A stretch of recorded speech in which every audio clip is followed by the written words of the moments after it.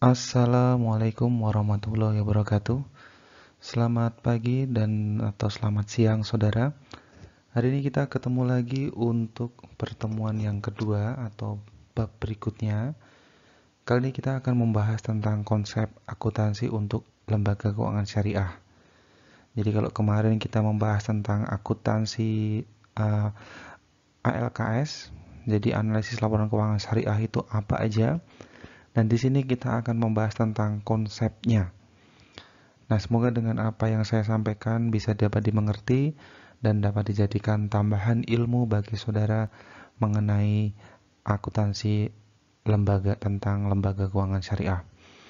Sebelum memulai materi hari ini, marilah kita membaca basmalah dulu bersama-sama. Bismillahirrahmanirrahim.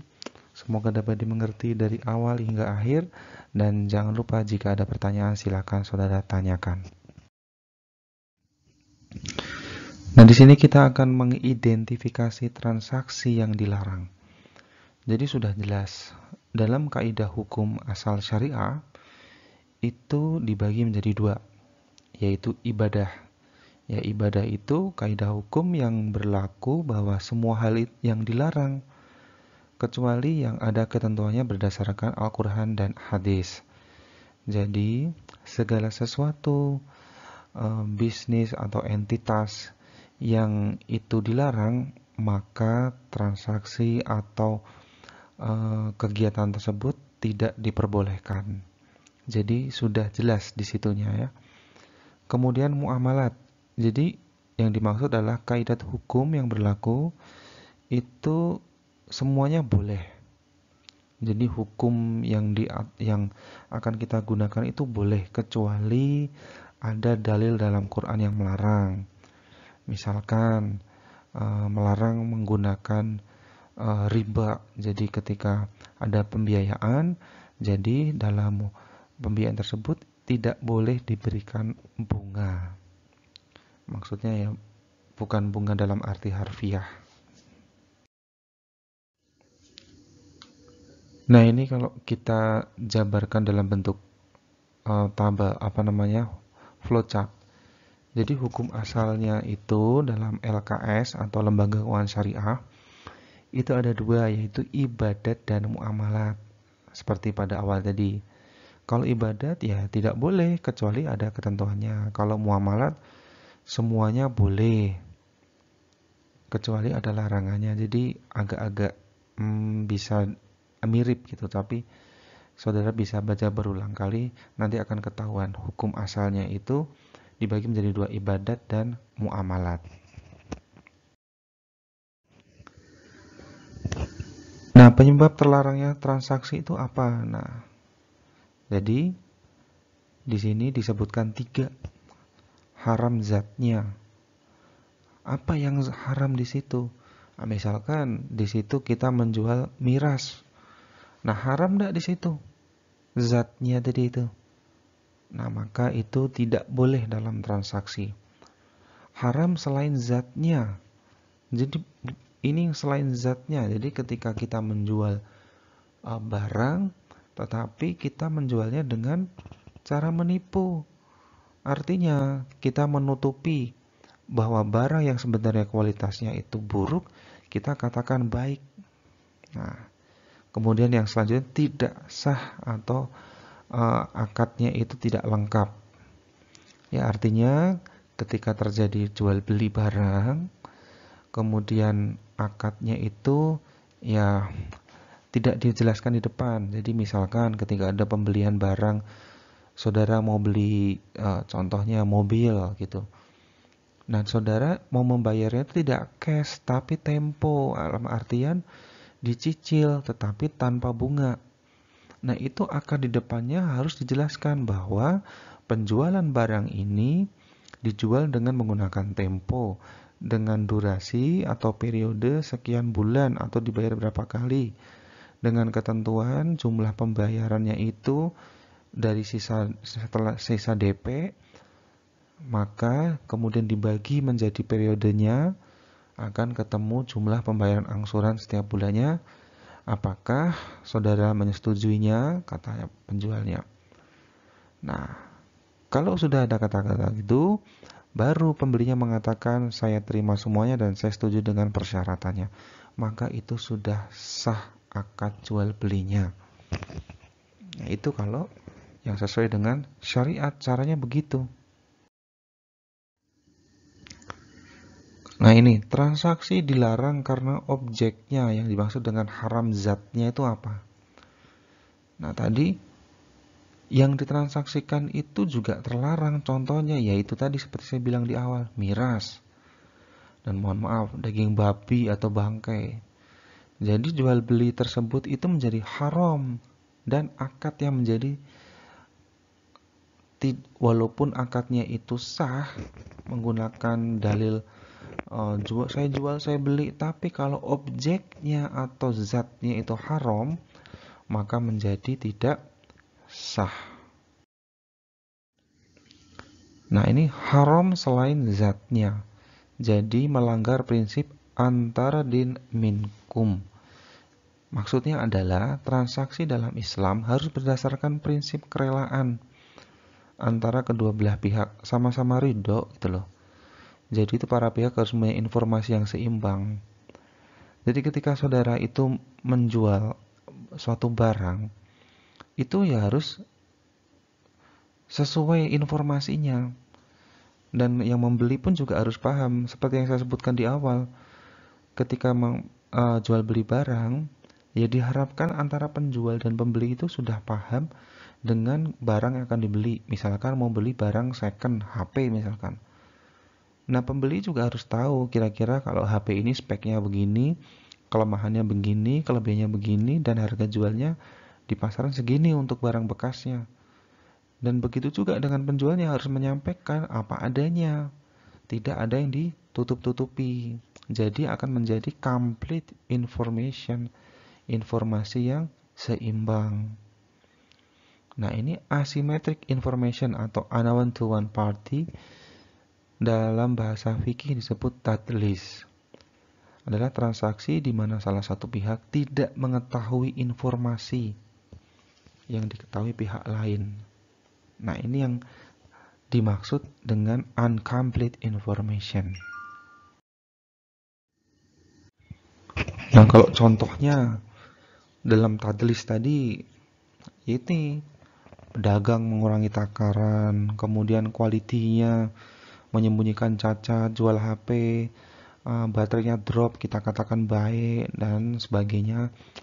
Seperti yang saya sebutkan dalam slide ini, bisa saudara baca. Jadi kurang lebihnya yaitu kita menyebutkan barang yang tidak sesuai dengan kondisinya, atau kita sebut incomplete information. Nah, yang kedua, dalam tidak sesuai zatnya itu melanggar prinsip la tazlimuna wa la tuzlamun. Nah, artinya apa? Artinya jangan menzalimi dan jangan dizalimi. Nah, praktek yang melanggar prinsip ini diantaranya itu ada rekayasa pasar dalam supply. Jadi terjadi bila produsen mengambil keuntungan di atas normal dengan cara mengulangi supply agar harga produk yang dijualnya naik. Nah, contohnya apa? Jadi ketika saudara menjual barang atau beras contohnya, labelnya 25 kilo, tetapi prakteknya isinya cuma 24 kilo. Cuma dikurangi sekilo kok. Nah iya, tapi saudara sudah mengurangi hak dari yang seharusnya didapatkan oleh pembeli. Walaupun cuma sekian persen, tetapi kalau sudah yang namanya itu menzalimi pembeli, mengurangi kualitas, mengurangi supply demi keuntungan, supaya harga barang itu menjadi baik, langka, dan akhirnya menguntungkan salah satu pihak, maka itu sudah melanggar prinsip itu tadi. La tazlimuna wa la tuzlamun. Nah, jadi salah satu yang dilarang oleh agama. Yang berikutnya, rekayasa pasar dalam demand atau bai' najasi terjadi bila produsen menciptakan permintaan palsu seolah-olah ada banyak permintaan. Nah, ini contoh dalam bursa saham. Seperti pasar dalam cryptocurrency sekarang, Bitcoin. Pemodal besar, Elon Musk, membeli Bitcoin dalam jumlah sangat fantastis, 21 miliar US dollar. Sehingga harga Bitcoin menjadi fantastis. Dan nanti ketika semua orang sudah membeli Bitcoin, harganya makin tinggi, pemodal besar akan menjual. Semuanya dijual. Dan harganya akan turun drastis. Kalau di bursa saham namanya ini penggorengan saham. Saham-saham yang tidak blue chip dibeli oleh pemodal besar, dan ketika harga sahamnya naik, mereka akan melepaskan di pasar saham, dijual. Dan otomatis harga saham akan anjlok. Nah, ini merekayasa demand. Kemudian takrir atau goror. Jadi situasi di mana incomplete information tadi. Nah, jadi ini contohnya, membeli anak sapi yang masih dalam kandungan induknya. Jadi sapi yang belum layak dijual sudah dijual. Kemudian pembiayaan murabahah rumah 1 tahun margin 20%, 2 tahun 40%. Kemudian disepakati nasabah tanpa menentukan pilihan 1 atau 2 tahun. Jadi menyembunyikan margin. Padahal kalau mengambil 1 tahun marginnya 20%, tanpa disampaikan informasi oleh marketingnya, langsung ditentukan margin 40%, tanpa nasabah untuk memilih, dan sebagainya. Itu contoh takrir. Nah, riba. Riba ini ada 3 dalam ilmu fikih. Yang pertama riba fadl atau riba buyu. Riba yang timbul akibat pertukaran barang sejenis yang tidak memenuhi kriteria kualitasnya. Ini ada barter yang harganya, yang secara kriteria atau quality itu tidak sama. Misalkan saudara mau tukeran HP sama saya. Saya punya S20 yang terbaru. Saudara mau tuker dengan misalkan iPhone 12 terbaru. Harganya sama. Tetapi kamera saudara sudah cacat. Nah, artinya apa? Kualitasnya tidak sejenis. Dan kalau itu terjadi dan saudara mengatakan bagus, bagus, dan saya tidak mengetahui, maka itu kita sebut riba fadl. Kemudian di luar keenam jenis barang, ini dibolehkan. Asalkan disetujui saat penyerahan. Nah, saudara bisa baca sendiri ya di situ menurut HR Muslim. Kita lanjutkan. Kemudian ada namanya riba nasi'ah atau riba duyun, yaitu riba yang timbul akibat transaksi yang tidak memenuhi kriteria untung, muncul bersama resiko. Jadi hasil usaha muncul bersama biaya. Jadi ini tuh semacam perubahan harga. Jadi kalau saudara melakukan transaksi di entitas non-syariah, ketika saudara itu mengajukan pinjaman, maka akan muncul kewajiban yang namanya bunga kredit. Atau melakukan kegiatan deposit, menitipkan dana ke bank, maka akan muncul namanya bunga deposito. Nah, ini tidak boleh. Karena memang asas dasarnya sudah jelas. Melarang kredit dalam pinjaman. Jadi kredit dalam pinjaman inilah yang sebenarnya orang ngomong riba. Ribanya di mana? Ya ini ribanya di riba, namanya riba nasi'ah. Bunga kredit itu adalah riba nasi'ah. Kemudian yang selanjutnya adalah riba jahiliyah. Adalah hutang yang dibayar melebihi dari pokok pinjaman. Karena si peminjam tidak mampu mengembalikan dana pinjaman pada waktu yang telah ditetapkan.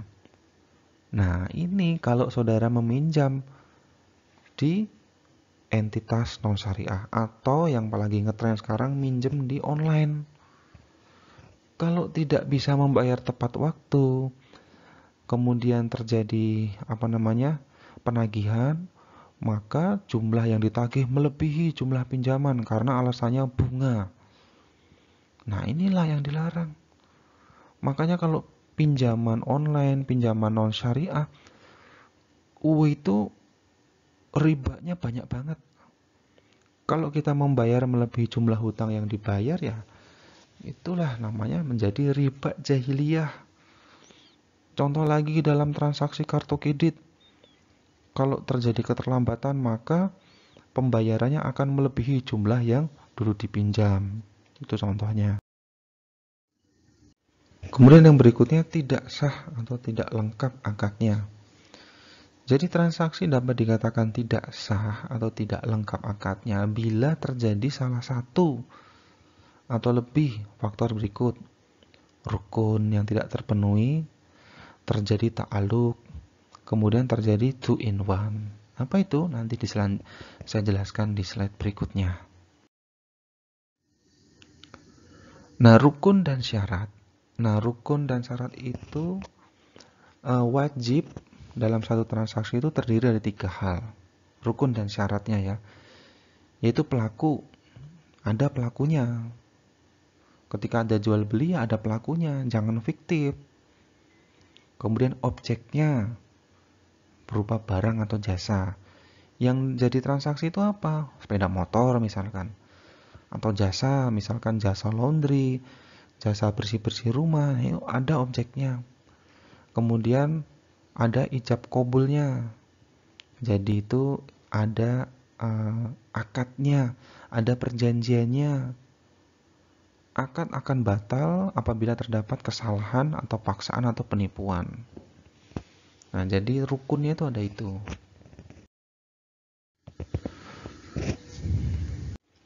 Setelah ada rukunnya, maka ada syaratnya. Nah, syarat ini melengkapi rukun. Contohnya, ketika transaksi, orang yang bertransaksi harus cukup umur atau cukup hukum. Masa transaksi dengan anak di bawah umur? Nah, maka menjadi tidak bersyarat. Bila rukun telah terpenuhi tapi syarat tidak terpenuhi, rukun jadi tidak lengkap sehingga transaksi tersebut menjadi rusak. Ya iya, saudara bertransaksi dengan anak di bawah umur yang secara notabene secara hukum dia tidak ngerti.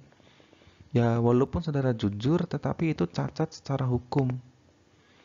Jadi syarat itu bukan rukun. Jadi nggak boleh campur adukan. Syarat juga tidak boleh menghalalkan yang haram dan sampai mencegah berlakunya rukun.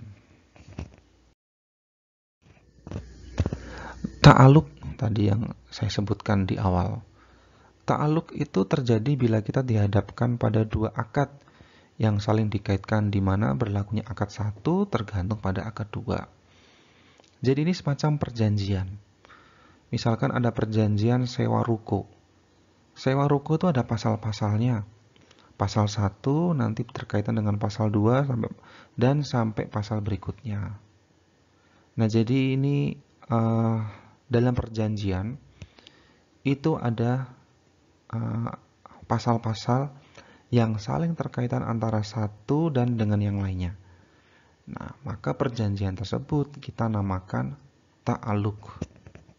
Lanjut ya. Kemudian two in one. Ini kondisi di mana suatu transaksi diwadahi oleh dua akad sekaligus, sehingga terjadi ketidakpastian mengenai akad mana yang harus digunakan. Nah, two in one ini terjadi bila dari ketiga faktor di bawah ini terpenuhi. Objeknya sama, pelakunya sama, jangka waktunya sama. Jadi ada dua akad, tetapi tuh objeknya sama, orangnya juga sama. Nah, maka ya jadi tidak match gitu loh. Saudara membuat dua akad, tetapi yang jadi objek sama, lah itu buat apa? Mau buat menipu. Nah, maka itu tidak diperbolehkan. Nah, ini contoh dari sewa dan beli. Lanjut ya. Nah, konsep akuntansi syariah menurut struktur dan sumber konsep akuntansi itu secara flow itu yang pertama adalah ideologi atau tauhid. Kemudian sistem sosial Islam, kemudian sistem ekonomi Islam, dan selanjutnya adalah konsep dan sistem akuntansi Islam. Nah, kita akan bedah di slide selanjutnya. Prinsip akuntansi syariah itu terkandung dalam surat Al-Baqarah ayat 282. Jadi yang berhubungan dengan akuntansi syariah, nanti kalau ada pertanyaan, itu semua terkandung dalam surat Al-Baqarah ayat 282. Seperti yang tertampil di slide, silakan baca sendiri. Kemudian tujuan akuntansi syariah. Buat apa kok akuntansi perlu dibuat syariah? Yaitu untuk memberikan informasi tentang kesesuaian kegiatan perusahaan yang menggunakan prinsip syariah. Kemudian juga ingin memberikan informasi tentang, nah ini dari poin A sampai H. Kita percepat ya, karena waktunya mepet, supaya saudara tidak ngantuk dan slide-nya juga banyak. Nah, saya lanjutkan lagi. Sifat akuntansi syariah ini ada 6. Apa itu? Nah, pertama, penentuan laba rugi yang tepat. Apakah kalau menggunakan prinsip konvensional tidak menggunakan penentuan yang tepat, Pak? Ya tepat, karena kan dari perusahaan itu mereka diaudit oleh firma audit dan nanti akan keluar opini wajar tanpa penyesuaian. Nah, apakah sudah tepat? Belum tentu. Karena dalam catatan atas laporan keuangan dalam NDNA perusahaan, mereka kadang melaporkan yang tidak dilaporkan dalam laporan keuangan. Nah, kalau dalam prinsip syariah, itu semuanya harus dilaporkan. Kondisi yang ada di lapangan harus sesuai dengan pelaporannya. Nah, maka sesuai dengan prinsip nomor 5 itu, melaporkan dengan baik gitu. Nah, itu sifatnya. Nah, ini standar akuntansi untuk lembaga keuangan syariah. Secara internasional, yang menyusun standar akuntansi perbankan syariah itu siapa? Ini AAOIV, Accounting and Auditing Organization for Islamic Financial Institution. Itu sudah didirikan tahun 1991. Nah, tujuannya apa? Tujuannya ya sebagai pembuat standar atau Board of Accounting yang menentukan kode etik, yang menentukan standar akuntansi supaya perbankan, supaya entitas syariah itu menggunakan standar akuntansi yang regulasinya sama, rule-nya sama, dan supaya akuntan dalam melakukan audit di perusahaan syariah mereka menggunakan cara dan kode etik yang sama. Kalau secara nasional yang menyusun standar akuntansi perbankan syariah itu adalah IAI. Nah, ini kerangkanya dasar penyusunan laporan itu awalnya tahun 2001. Kemudian dalam PSAK-nya itu tertuang dalam nomor 59 tentang akuntansi perbankan syariah yang saat ini sudah direvisi. Nah, nanti revisinya akan saya sampaikan di pertemuan selanjutnya.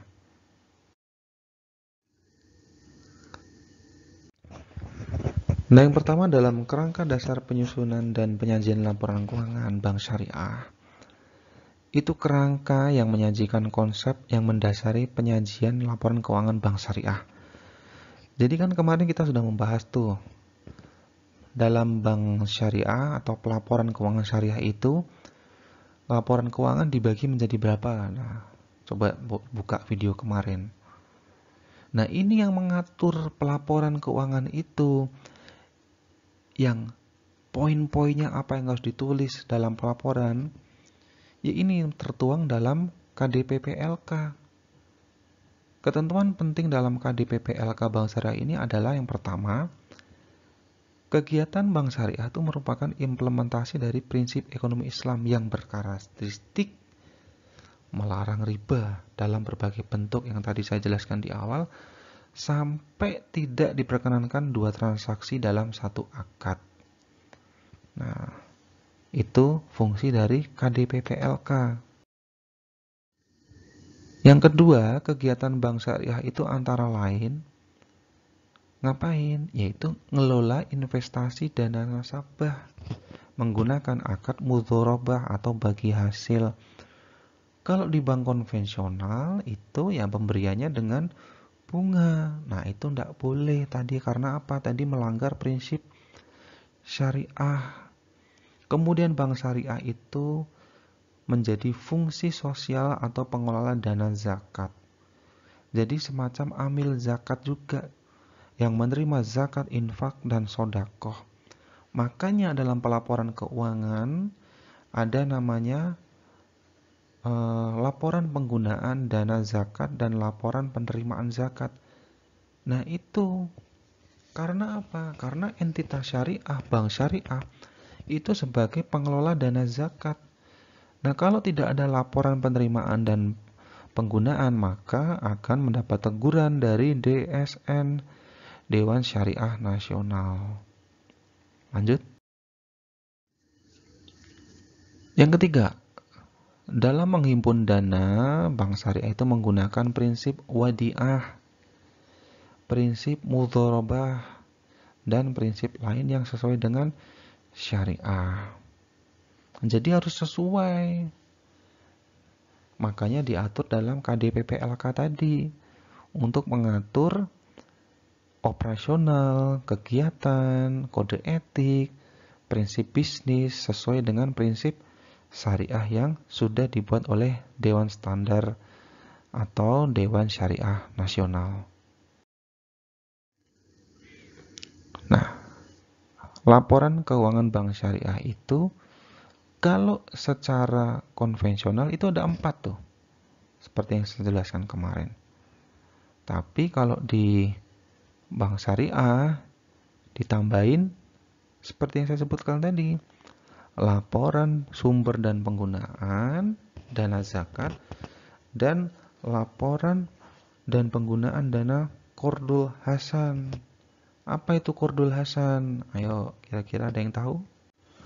Qardul Hasan itu adalah bentuk pinjaman lunak. Jadi ketika entitas syariah itu memberikan pinjaman untuk kebutuhan sosial. Jadi misalkan saudara itu dipinjamin 1 juta.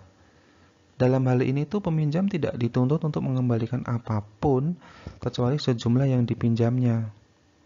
Nah, biasanya pengembalian itu sebulan sekali. Emang ada Pak? Ada.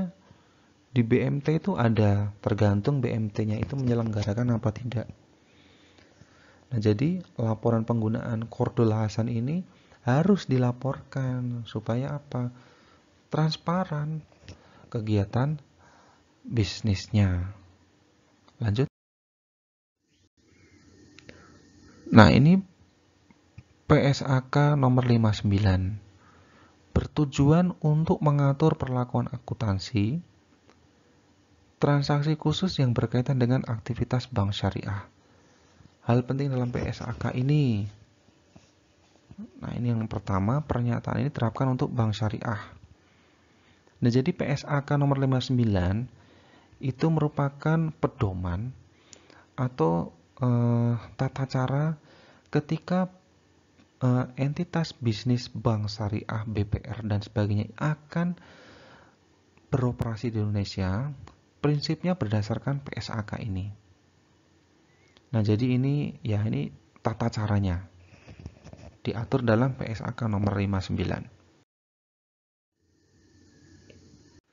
Jadi selain PSAK itu ada namanya PAPSI atau Pedoman Akuntansi Perbankan Syariah Indonesia.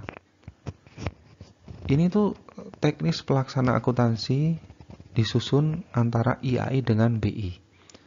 Jadi mereka itu bekerja sama membuat pedoman apa yang harus dilakukan perbankan syariah ketika melakukan kegiatan operasionalnya di Indonesia. Jadi ada kode etik, operasional, kemudian tata cara dalam pelaporan keuangannya itu mereka akan mengatur pos rekening apa yang harus dilaporkan, kemudian cara penilaian, kemudian mereka akan menghitung bagaimana melihat arus kas itu dengan kacamata syariah. Dan fungsi sosial yang menjadi CSR wajib bagi entitas syariah yang kegiatan sosialnya itu beda dengan konvensional. Kalau di konvensional cuma baksos aja, tapi kalau di entitas syariah itu tadi ada yang namanya Qardul Hasan, kemudian pelaporan dan penggunaan zakat. Nah, itu yang membedakan dengan konvensional. Nah, ini urutan PSAK. Jadi yang mengatur, jadi nomor-nomornya dan mengatur apa. Jadi saya sertakan aja. Nah, ini terusannya dan ini adalah slide terakhir bagi saudara mengenai kita bicara tentang pedoman, kode etik, dan apa yang terjadi dengan perkembangan akuntansi syariah. Berikut aturannya. Semoga yang saya sampaikan ini dapat dimengerti oleh saudara, dan memang dalam penyampaian ini saya agak percepat karena menghindari kebosanan, dan karena ini adalah file berupa video, jadi bisa saudara ulang-ulang. Baik, terima kasih saudara sudah menyaksikan dan sudah mau ikut belajar bersama saya dari awal hingga akhir. Semoga dapat diserap ilmunya dan dapat dijadikan tambahan ilmu yang bermanfaat untuk saudara belajar ke depan. Sampai bertemu di materi selanjutnya. Terima kasih, salam sehat selalu. Wassalamualaikum warahmatullahi wabarakatuh.